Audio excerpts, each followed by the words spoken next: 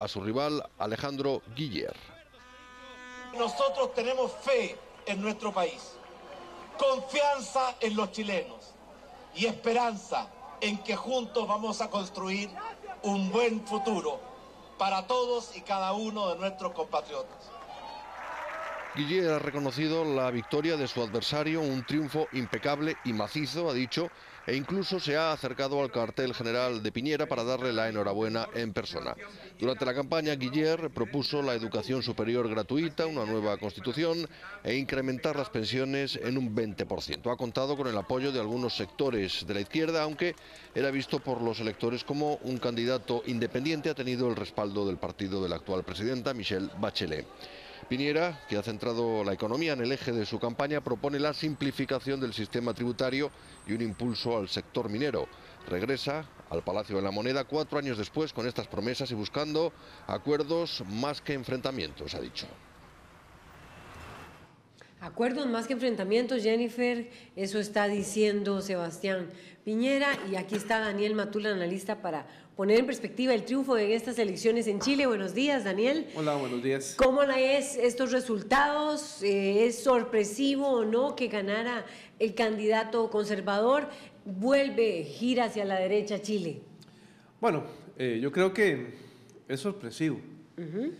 Todo parecía indicar, por el resultado que obtuvieron el bloque de partidos que se podrían denominar en Chile como de centro-izquierda, que reunidos en una segunda vuelta podrían superar el nivel de, digamos, del caudal electoral que había mantenido Piñera.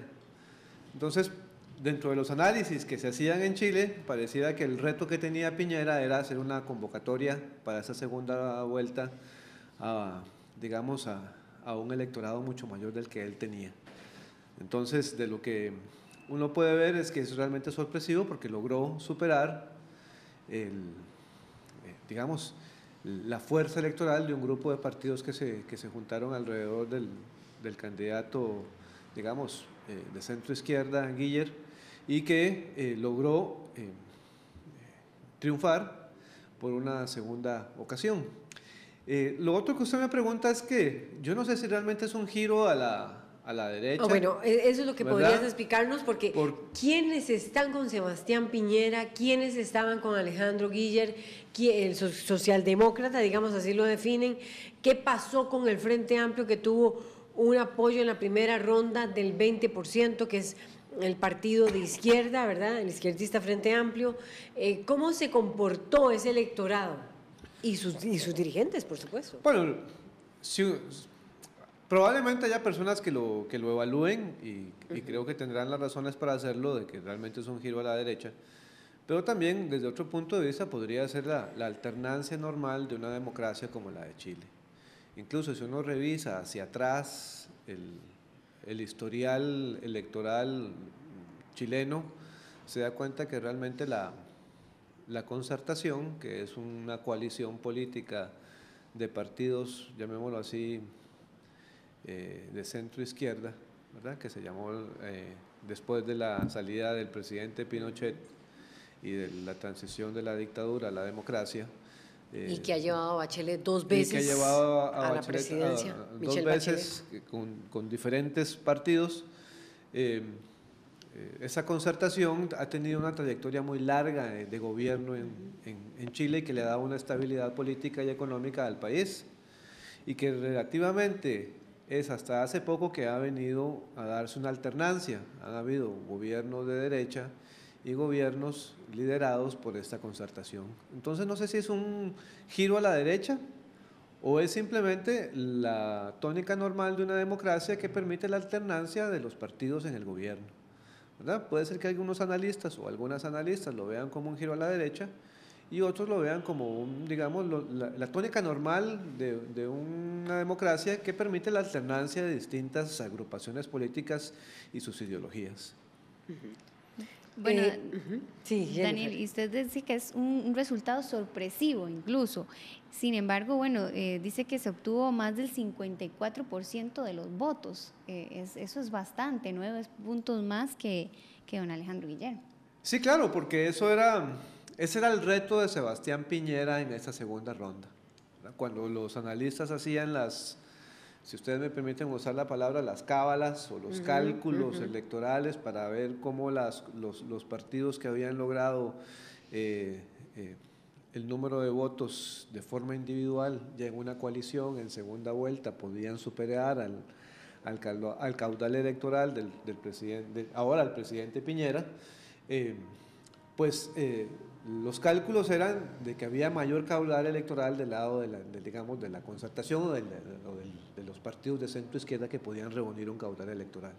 El reto de Sebastián Piñera era lograr superar ese caudal electoral de esta coalición muy fuerte, cosa que lo hizo. Si ustedes revisan los datos finales, llegó a votar más cantidad de personas en la segunda ronda que en la primera. Prácticamente se superó el número de votos que hubo en la primera vuelta, o de personas que fueron a votar en la primera vuelta en la segunda, y creo que ahí fue, digamos, la clave. ¿Cuánto fue, Daniel Matul? En la primera fueron a votar un poquito más de 6 millones de personas, y en esa segunda vuelta fueron a votar un poquito más de 7 millones de personas. Ah, bastante. Sí, bastante. Entonces eso quiere decir que realmente hubo una segunda vuelta muy reñida, y que obligó digamos, en este caso al presidente Piñera a hacer un esfuerzo muy grande por lograr superar la reunión de distintos partidos que se habían agrupado en esta segunda vuelta alrededor del candidato, digamos, Guiller. ¿Por qué gana Sebastián Piñera? Bueno, vamos a ver, pueden haber muchas razones. Yo creo que la principal razón es la organización política que tuvo al ahora presidente en la segunda vuelta, ¿verdad? Requiere realmente una organización muy fuerte en un país que se ha acostumbrado a no ir a votar, ¿verdad? Prácticamente ¿Con abstencionismo de cuánto estamos hablando? El 50% del electorado no va a votar, en un país que además es obligatorio ir a votar, ¿verdad? Es obligatorio. Es obligatorio el voto en ¿A qué te referís con que es obligatorio? obligatorio? ¿Qué implica no ir a votar? Puede tener una sanción, y aún así la gente, digamos, el 50% de la gente no va a votar. Entonces realmente era un reto movilizar a la gente a las urnas, sí, a pesar de que no sea, digamos, aquí no es obligatorio y tampoco existe una sanción. Y tampoco se sanciona, tampoco se sanciona a las personas que no van a votar. Pero en Chile sí. Y entonces, bueno, ese era, digamos, un reto muy importante, digamos, que una organización lo suficientemente sólida para superar y movilizar a la gente a las urnas. Dos, pareciera que este sistema que se implantó, bueno, es una reforma electoral que tuvo en el 2015 y que se aplicó por primera vez en estas elecciones, generaron digamos, una fragmentación de partidos políticos que afectó, creo que principalmente a la concertación, ¿verdad? Realmente me parece que lo más importante de estas elecciones no es si fue la derecha o fue la izquierda, sino es el reagrupamiento de las fuerzas políticas a partir de la implementación o del cambio del sistema electoral. Anteriormente el sistema electoral era binominal y ahora es un sistema de elección distinto de las personas que van al Congreso. Realmente hubo una reforma muy importante impulsada por la presidente Bachelet que le da un giro, digamos, al realineamiento de fuerzas políticas en Chile. Pues creo que eso también afectó el caudal electoral de los partidos porque hubo mayor participación, mayor pluralidad de partidos. Prácticamente eran 8 candidatos, entre candidatos y candidatas, que participaron en la primera ronda, y creo que también eso afectó mucho el caudal electoral de la concertación.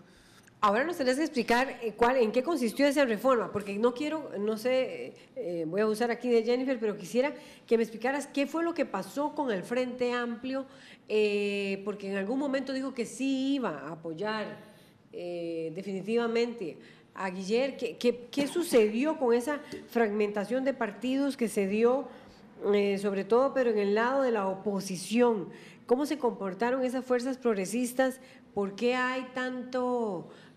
hubo tantas dudas del Frente Amplio de darle el apoyo a Alejandro Guiller? Es decir, ¿qué fue lo que sucedió allí que no permitió ese apoyo contundente que le hubiera permitido la victoria? Bueno, yo creo que uno de los partidos que mayor beneficios obtuvieron en esta elección es el Frente Amplio, ¿sí?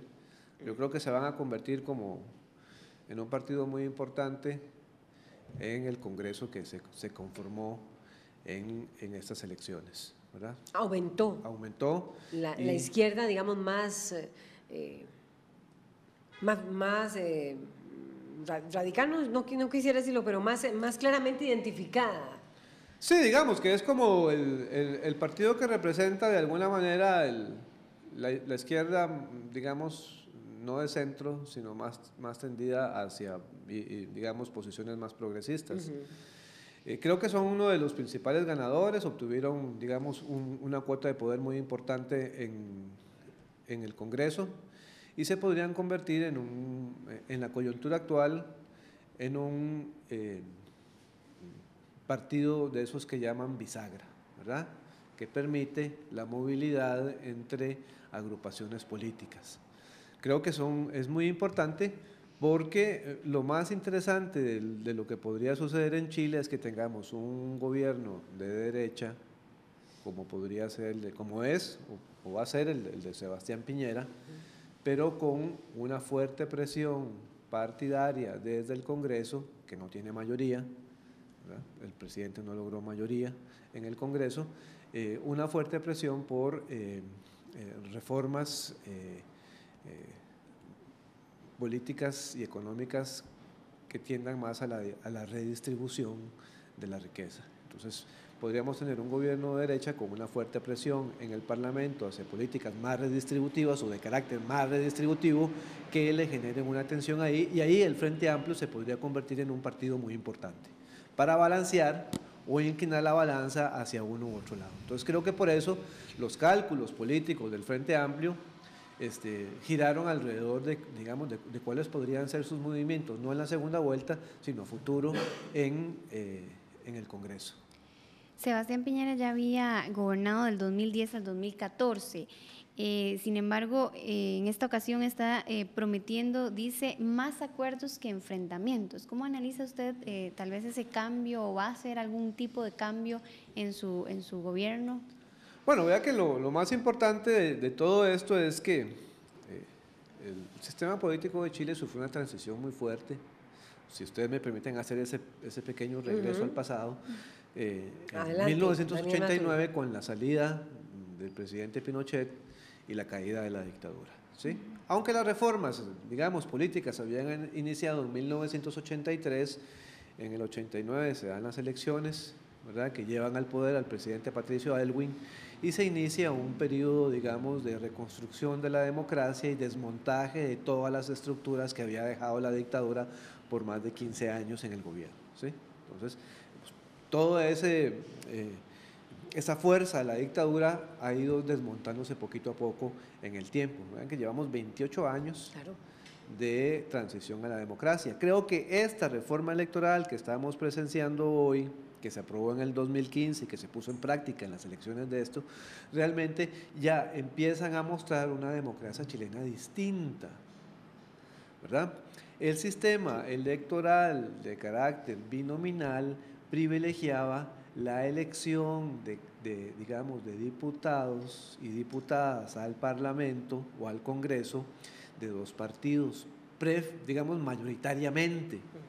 Eso, decían los militares que hicieron la reforma, le iba a dar estabilidad en la transición. Hoy esta reforma rompe ese bipartidismo o intenta romper ese bipartidismo y generar un, sistema no bipartidista que se había agrupado alrededor de coaliciones políticas, ¿verdad? Y intenta romper ese bipartidismo y generar un sistema de partidos más pluralista, más diverso, más multipartidario. ¿Cómo lo rompe? ¿Verdad? ¿Qué fue lo que se hizo? El sistema de elección en el Congreso, ¿verdad? Cuando se elige presidente, que ustedes lo vieron ahora, por eso fuimos a segunda vuelta, es mayoría absoluta, ¿verdad? Si uno de los candidatos no logra la mayoría más uno, ¿verdad?, tiene que ir a segunda vuelta.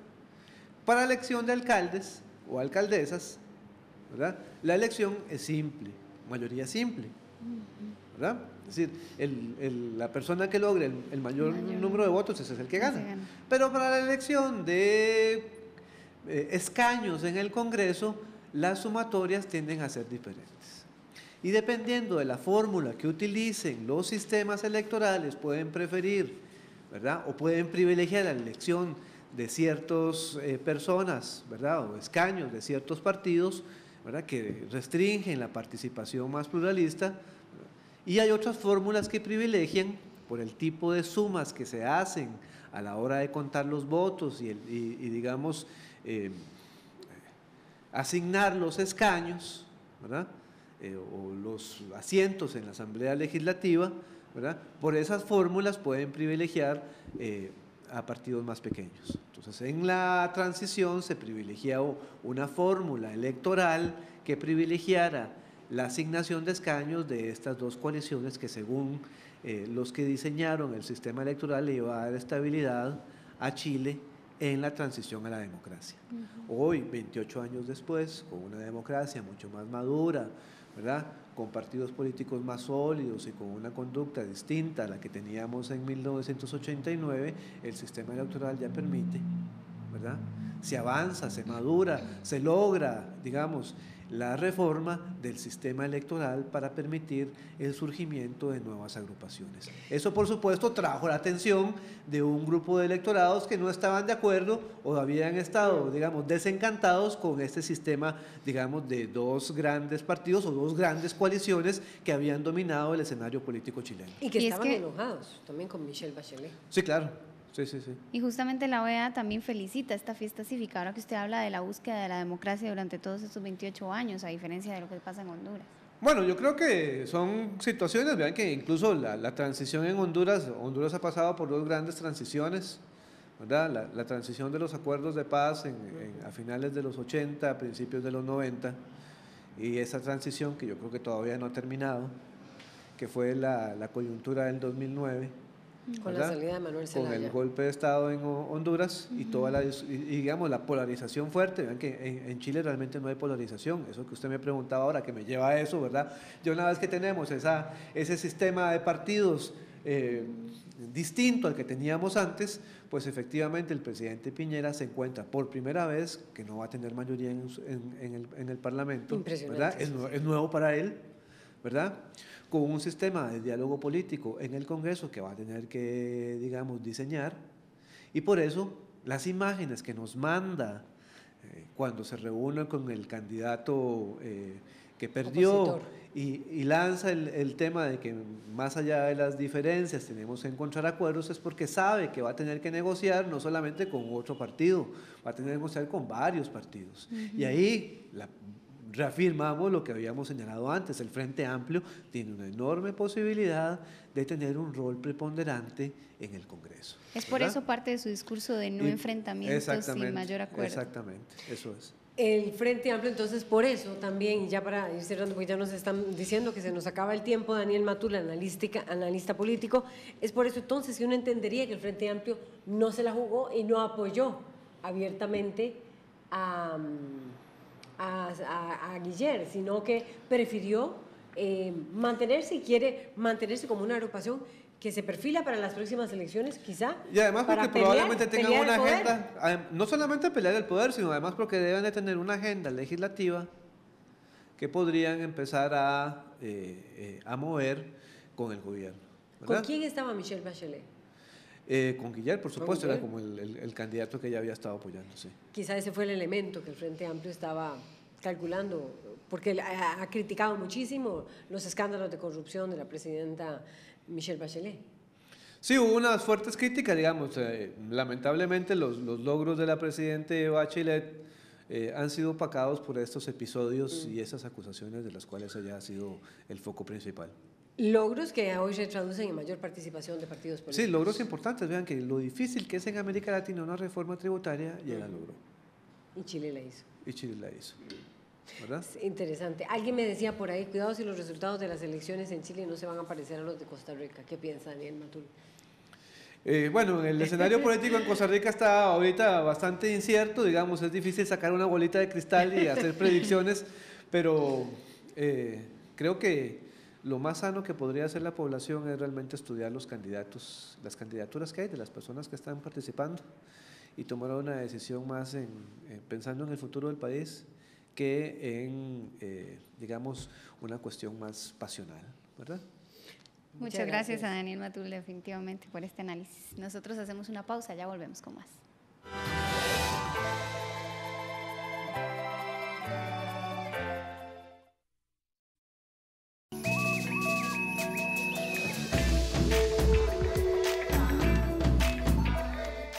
Costa Rica ha crecido y con el tiempo hemos cambiado. Cada vez somos más y con más puntos de vista diferentes. No solo somos surfistas, ni solo somos futbolistas. Hay pequeñas empresas y grandes. Somos los de Peñas Blancas, los de Pasocanoas. Es hora de sumarnos, no de restarnos, porque solo juntos somos progreso. Banco Nacional.